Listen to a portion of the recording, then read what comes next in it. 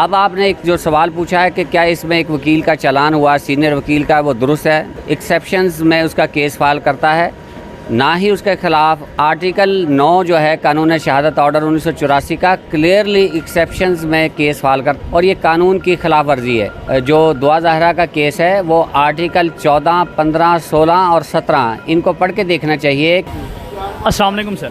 वालेकुम सलाम। अच्छा सर, मेरी ऑडियंस को पहले तो आप अपना तारुफ करा दें। मेरा नाम जी अब्दुल वाहिद अयूब मेऊ है और 18 साल से मैं वकालत कर रहा हूँ यहाँ पे लाहौर ही, और मैं क्रिमिनल और कॉन्स्टिट्यूशनल पिटीशंस हाई कोर्ट में भी डेली फ़ाइल करता हूँ।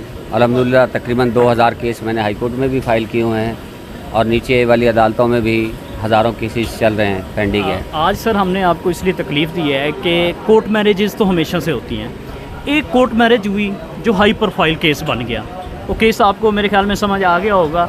मैं ज़हीर और दुआ ज़हरा की बात कर रहा हूँ। वो केस हाई प्रोफाइल किस तरह से बना, कुछ यूट्यूबर्स आ गए उसमें, कुछ मीडिया के लोग आ गए, कुछ जो है ना वोकल हजरात ने उसको जो है जिस तरह से लीड किया वो भी समझ से बाहर था। आज उस केस में एक वो नामी ग्रामी वकील हैं, उनका चलान हो जाता है। इसको आप किस तरह से देखते हैं? पहली बात तो देखिए जी, उस शादी को हमने देखना चाहिए आइदर वो वाइड है या वो इर्रेगुलर मैरिज है। ये दो चीज़ें हैं जिसको समझना बड़ा ज़रूरी है।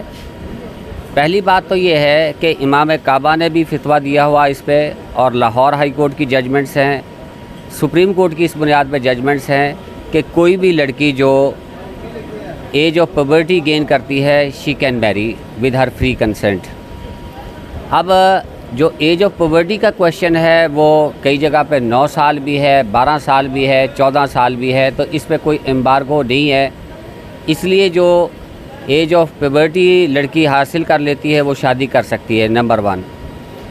अगर हम चाइल्ड रिस्ट्रेंट मैरिज एक्ट 1929 को देखेंगे तो उसमें 16 साल की लड़की जो है उसका कहा हुआ कि वो शादी कर सकती है।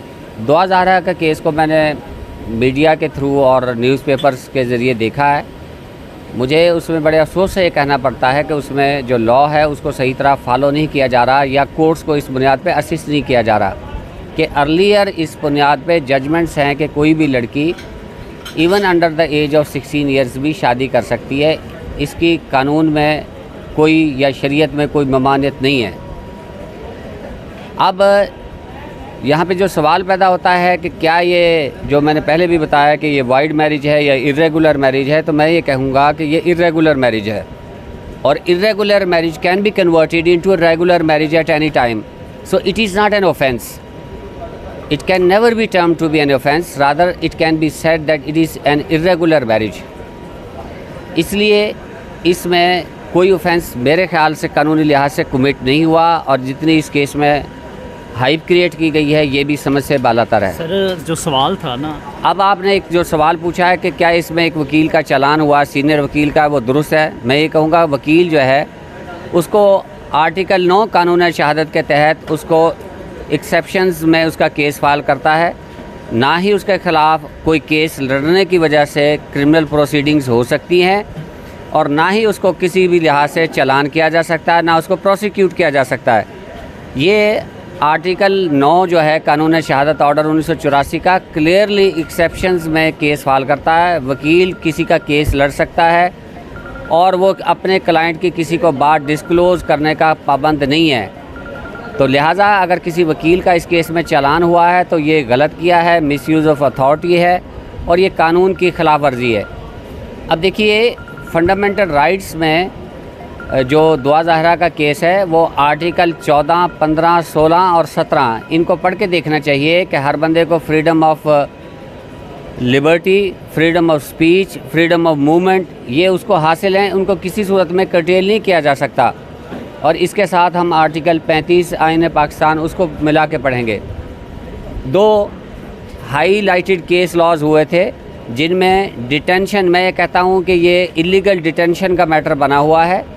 PLD 1972 सुप्रीम कोर्ट पेज 6 वाली एक जजमेंट आई थी, लैंडमार्क जजमेंट, कि अगर कोई भी बंदा किसी भी जगह पे इलीगल कस्टडी में होगा तो उसके लिए इवन कोर्ट्स भी उसकी जो लाइफ लिबर्टी है उसको कर्टेल नहीं कर सकते। फिर 2013 SCMR 1484 भी इस पर एक जजमेंट आई हुई है। इसलिए एक वकील का चालान तो आउट ऑफ क्वेश्चन है सिरे से। ये तो मैं इसको बिल्कुल ही गलत समझता हूँ, क्योंकि एक वकील के इस तरह तो मुआशरे में एक बदअमनी, एक बेचैनी फैल जाएगी वकला कम्युनिटी में। इसलिए जो अरबाब इख्तियारात हैं उन्हें ये देखना चाहिए कि वकील जो एक केस जिसने लड़ा है उसको आप किसी सूरत में इस केस में चालान नहीं कर सकते। सर लास्ट क्वेश्चन है आपसे, आपने बहुत अच्छी बात की। सिर्फ ये बता दें कि ये कोर्ट मैरिजेज़ होती रहती हैं, आपने भी अपनी ज़िंदगी में बहुत से केसेस देखे होंगे। इस केस को इतना हाई प्रोफाइल किस तरह से बनाया गया, इसमें आप किसको ज़िम्मेदार ठहराते हैं? देखिए, पाकिस्तान में जो इंडिपेंडेंस ऑफ मीडिया है वो एक बहुत अच्छी बात है, लेकिन इसके साथ कुछ नेगेटिव इसके पहलू भी सामने आ रहे हैं। चूँकि मीडिया के हमारे जो दोस्त हैं वो बहुत पढ़े लिखे हैं, वो इस बात को समझते भी हैं कि मीडिया जो है उसके बगैर जमहूरियत जो है वो कायम नहीं रह सकती।